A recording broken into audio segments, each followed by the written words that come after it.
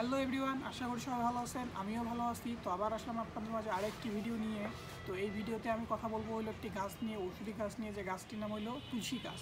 তো তুলসী গাছ নিয়ে এই ভিডিওতে কী বলবো সেটা বলবো হলো আপনার যে তুলসী গাছে একটা খুব গুরুত্বপূর্ণ একটা রোগ থাকে, যে রোগের কারণে তুলসী গাছ যতই কিছুই করেন না কে তুলসী গাছটি বাঁচবে না, তুলসী গাছটি মারা যাবে।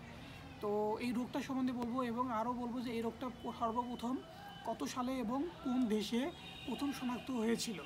তো তার আগে আমি একটা ভালো তুলসীর গাছ দেখাই দেবো আপনাদের। তো আসেন আগে গাছটা আপনাদের দেখাই দেই, তারপর আমি বলতেছি।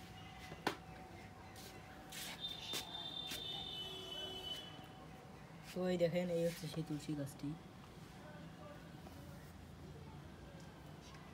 তো আমি সম্পূর্ণ গাছটি দেখাচ্ছি। তো দেখেন গাছটি,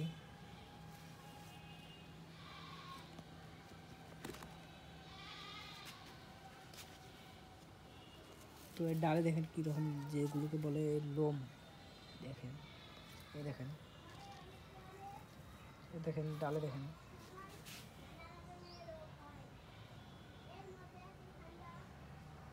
তো এই দেখেন, অবশ্যই এই গাছগুলিতে আপনার এরকম করে খুঁটি দিয়ে বেঁধে দিতে হবে, না হলে এইগুলো ভেঙে যাবে অথবা হেলে পড়তে পারে।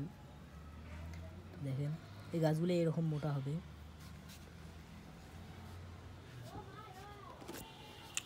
তো দেখলেনই গাছটি যে একটা এই তুলসীর গাছে একটা খুব মারাত্মক ধরনের একটা রোগ আর কি হয়, যে রোগটির নাম হইলো আপনার হইলো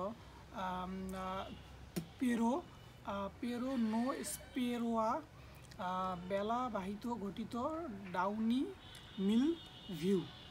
তো আবার আমি বলতেছি, রোগটার নাম অনেক বড়, নামটা হলো পেরোনো স্পেরোয়া স্পোরা বেল বহরি ঘটিত ডাউনি মিল ভিউ।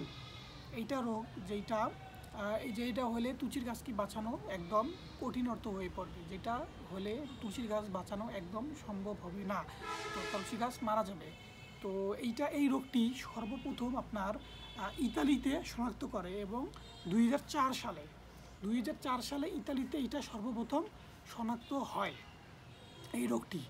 তারপর 2007 এবং 2008 সালে মার্কিন যুক্তরাষ্ট্রে এটা শনাক্ত হয়। তো সর্বপ্রথম হয় ইতালিতে, তারপর হয় মার্কিন যুক্তরাষ্ট্রে। তো এছাড়া সাদা তুলসীতে রোগ সৃষ্টি করে না এমন জীবাণুও পাওয়া যায়, রোগ সৃষ্টি করে না কিন্তু জীবাণু পাওয়া যায়, সেটার নাম হলো নভোস্ফোক্লোবিয়াম।